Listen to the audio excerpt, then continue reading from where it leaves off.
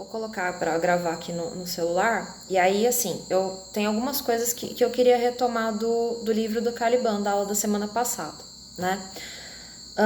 Vocês perceberam que a autora, ela pensa a sociedade pré-capitalista a partir de uma perspectiva das mulheres. E aí, nesse sentido, ela vai fazer a pergunta, né? O que a caça às bruxas, ela permitiu e como ela permitiu o desenvolvimento da sociedade capitalista. Quando ela faz isso, ela está fazendo uma crítica ao sistema capitalista, né? Mas isso não implica em uma defesa automática de qualquer outro sistema, né?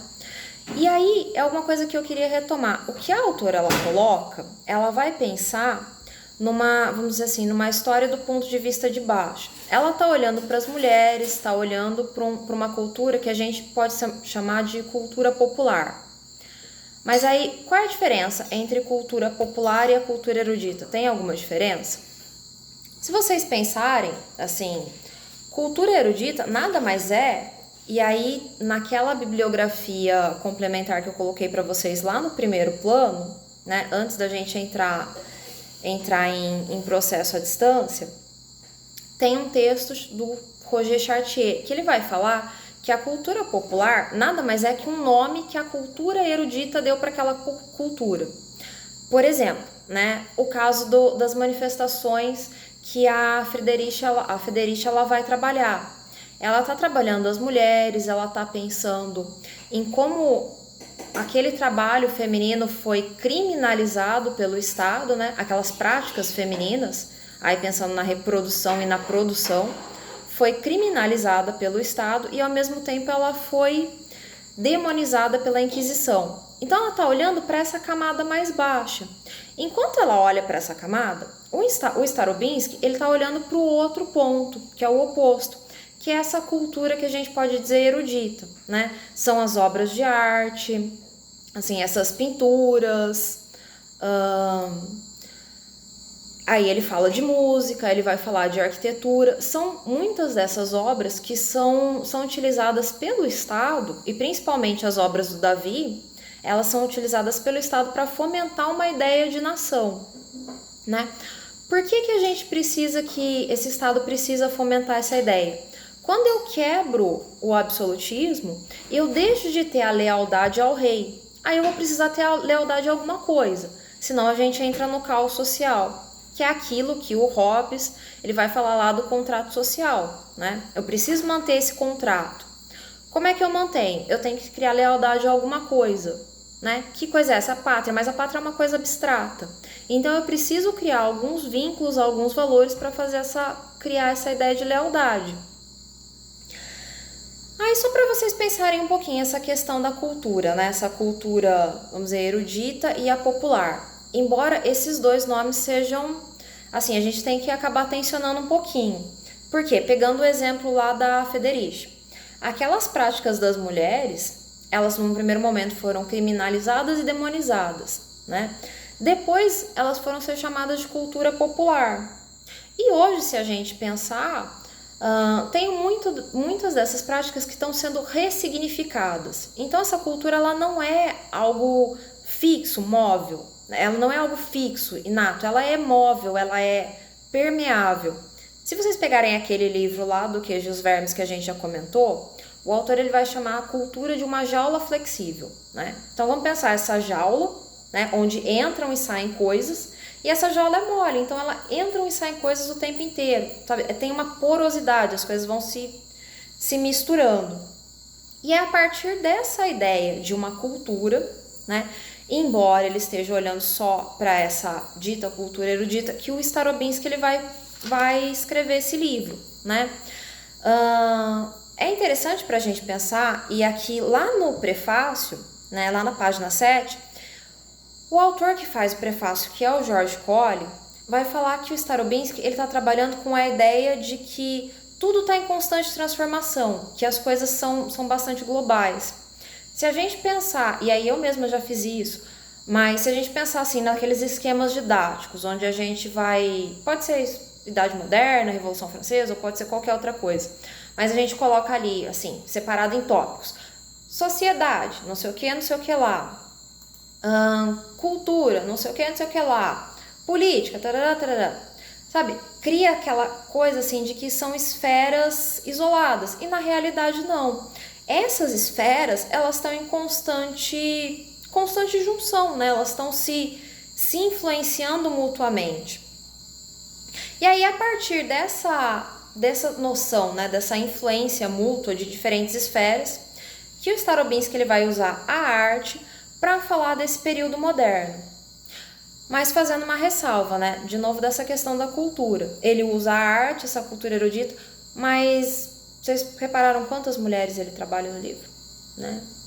E essas mulheres que ele trabalha, elas estão só pintadas, no caso da literatura, escritas e esculpidas, ou tem alguma delas que está atuando, né?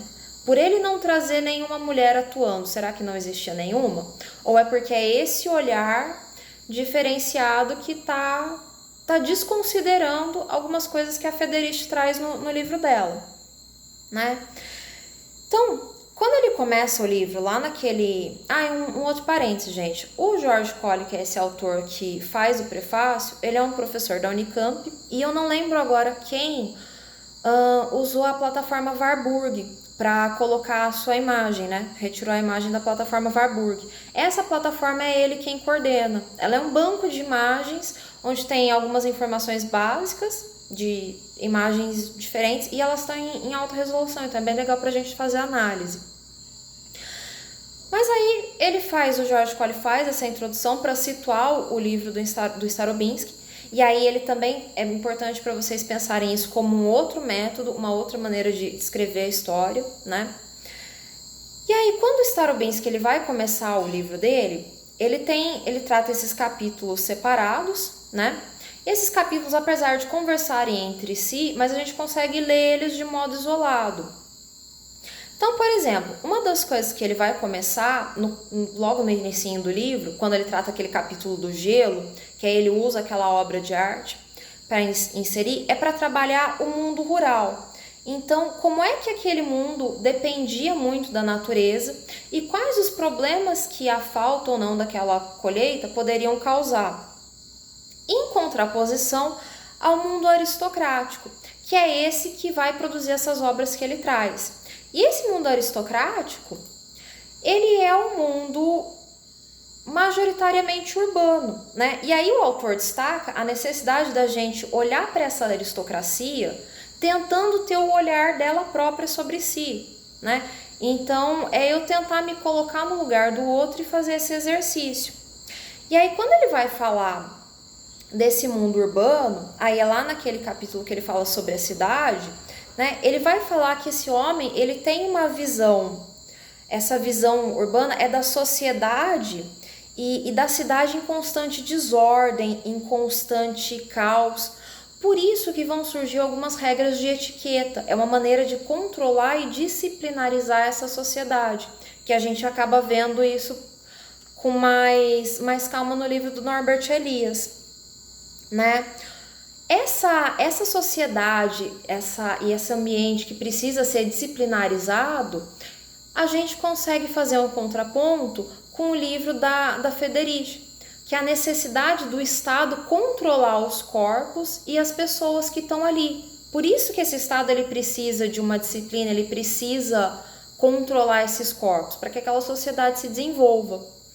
Uma das coisas que ele usa, um dos exemplos que ele usa para falar dessa sociedade dual, onde a gente consegue perceber aqui aquela tensão entre as classes, né? Entre ali clero, nobreza e terceiro estado, né? Aqui ele traz isso, ele coloca isso em alguns personagens que ficam bem fortes. Um deles é o Pulcinella, né? Que é um personagem do teatro italiano e que esse personagem ele é nobre e plebeu ao mesmo tempo.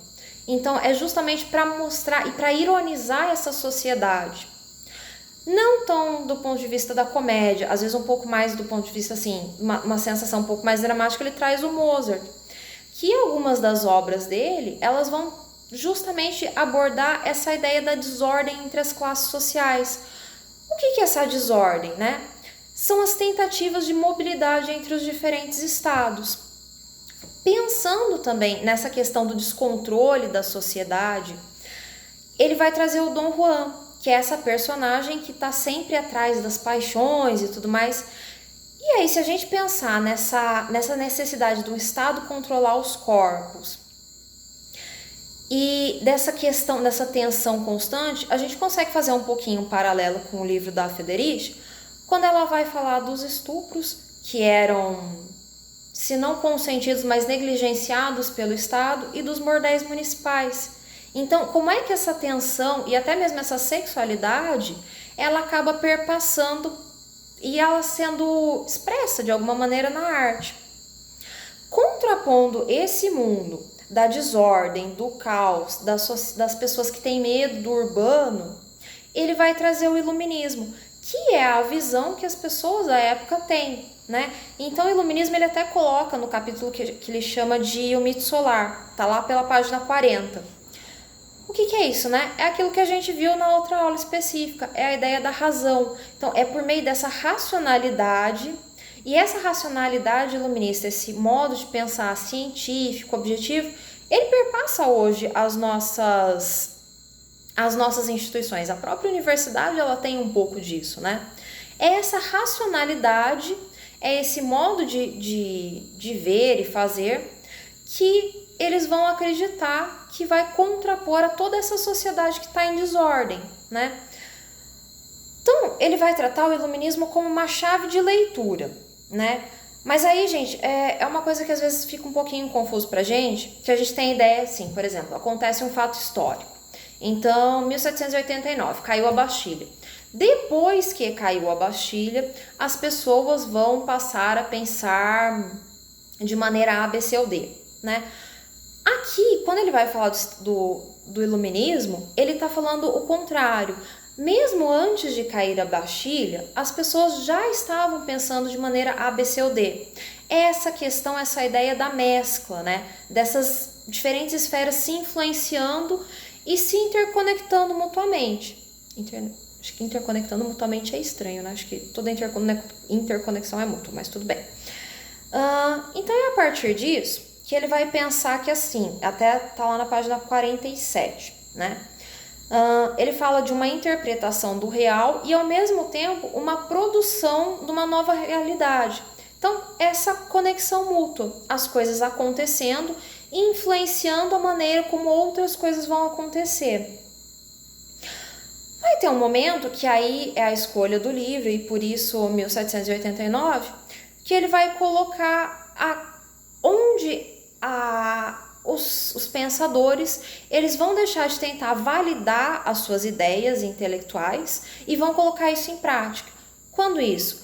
1789, quando aí os deputados do terceiro estado eles vão tentar implantar as ideias do Rousseau. Rousseau, filósofo lá da nossa aula do iluminismo, falando da república como um sistema ideal para o bem da sociedade. Uma outra questão, uma outra esfera que para nós historiadores às vezes a gente acaba negligenciando, mas que expressa muito bem essa ideia do caos social e de uma tentativa de disciplinarizar a sociedade, é a arquitetura. Aqui ele usa plantas, né? Então nenhuma daquelas obras chegou a ser construída de fato, mas ele consegue fazer uma análise através daquelas plantas para ver como é que a sociedade se via. E aí, essa análise que ele faz desse material dessas plantas, ela dialoga com as outras visões que ele tem da sociedade, né? Que aí, principalmente essa questão do controle do corpo, ela vai ficar muito, muito expressa nas plantas. Por que a planta? Porque a questão do urbanismo. Eu tenho uma cidade, um ambiente urbano com caos. Então, o urbanismo é uma maneira, e aqui a planta também, é uma maneira de disciplinarizar aquele todo. Tão forte é essa questão do espaço, das plantas, que os conceitos de direita e esquerda, eles vão acabar aparecendo aqui. E eles surgem, inicialmente, antes de ser um conceito, eles eram direita e esquerda como lados, né? Aquele exemplo que eu dou para vocês na primeira aula.